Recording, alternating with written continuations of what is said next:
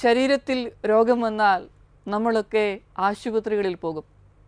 മനസ്സിന് രോഗം വന്നാലോ മലയാളികളെ സംബന്ധിച്ച് പറഞ്ഞാൽ അതല്പം പ്രയാസമാണ്. പോകും, പക്ഷേ മറ്റുള്ളവരോടൊക്കെ ഒന്ന് പറയാൻ ഭയങ്കര വൈമനസ്യമാണ്. എന്നാൽ വിദേശ രാജ്യങ്ങളിൽ ഉള്ളവർ അങ്ങനെയല്ല. അവർ മനസ്സിനും ശരീരത്തിനും രോഗം ബാധിച്ചാൽ എനിക്ക് ഇന്നിന്ന പ്രശ്നങ്ങളുണ്ട് എന്ന് പറയുവാനായിട്ട് അവർ തയ്യാറാണ്. കാരണം എന്താ? ചില മേഖലകളിലൊക്കെ അവരുടെ മനസ്സിൻ്റെ വലിപ്പം അത് വലുതാണ്. കൂടെയുള്ളവരുടെ മനസ്സും അവരെ സ്വീകരിക്കാനുള്ള മനസ്സുമൊക്കെ വളരെ വലിപ്പമുള്ളതാണ്. പ്രിയപ്പെട്ടവരെ, ആർക്കും എപ്പോൾ വേണമെങ്കിലും എന്തു വേണമെങ്കിലും സംഭവിക്കാം. ഒരു സഹോദരി, 2 മക്കളുണ്ട്, പറഞ്ഞ ഒരു കാര്യമുണ്ട്. അച്ചോ, വിവാഹശേഷം മാനസിക വ്യതയിലൂടെ കടന്നുപോയി.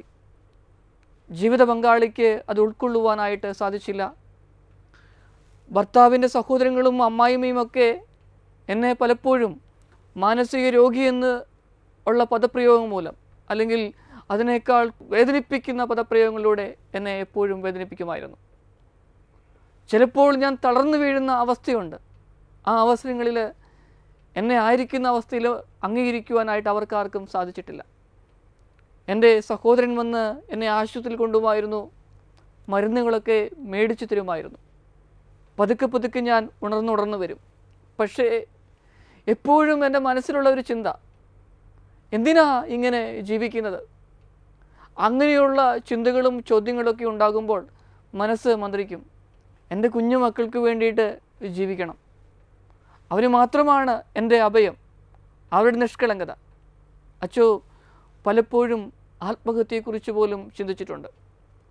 രോഗത്തെ ഓർത്തുകൊണ്ടല്ല, കൂടെയുള്ളവർ ഇത് അംഗീകരിക്കുന്നില്ല, എന്നെ ഒന്ന് താങ്ങി നിർത്തുവാനായിട്ട് ശ്രമിക്കുന്നില്ല. എൻ്റെ സഹോദരനാണെങ്കിൽ ഒരു പരിധിയുമുണ്ട്. വലിയ ദുഃഖത്തിലൂടെ വ്യതയിലൂടെ കടന്നു പോകുന്ന അമ്മ. എന്നാൽ അമ്മ ഇത് സന്തോഷപൂർവ്വം ഏറ്റെടുക്കുവാനുള്ള കാരണമെന്നറിയാമോ? ആ മക്കളെ ഓർത്തുകൊണ്ട് മക്കളുടെ ജീവിതം അവർക്ക് സന്തോഷം പ്രദാനം ചെയ്യണം. പ്രിയപ്പെട്ടവരെ, നമ്മുടെയൊക്കെ ജീവിതങ്ങളിൽ കുരിശും വഹിച്ചുകൊണ്ടുള്ള യാത്രയുണ്ട്. അതെ, ആ യാത്രയിൽ ദൈവത്തെ കാണുവാനായിട്ട് സാധിക്കട്ടെ. എന്നെ കേൾക്കുന്ന നിങ്ങളെ ഓരോരുത്തരെയും സമർപ്പിക്കുകയാണ്. ഓരോ വ്യക്തികൾക്കും അവരുടേതായ ബുദ്ധിമുട്ടുകൾ, ദുഃഖങ്ങൾ, നൊമ്പരങ്ങൾ ഈശോയുടെ കുരിശിനോട് ചേർത്ത് വയ്ക്കാം. ഈശോ മിശിഹായെ, ഞങ്ങളങ്ങയെ കുമ്പിട്ടാരാധിക്കുന്നു. എന്തുകൊണ്ടെന്നാൽ വിശുദ്ധ കുരിശിനാൽ അങ്ങ് ലോകത്തെ വീണ്ടും രക്ഷിച്ചു. ആമേൻ.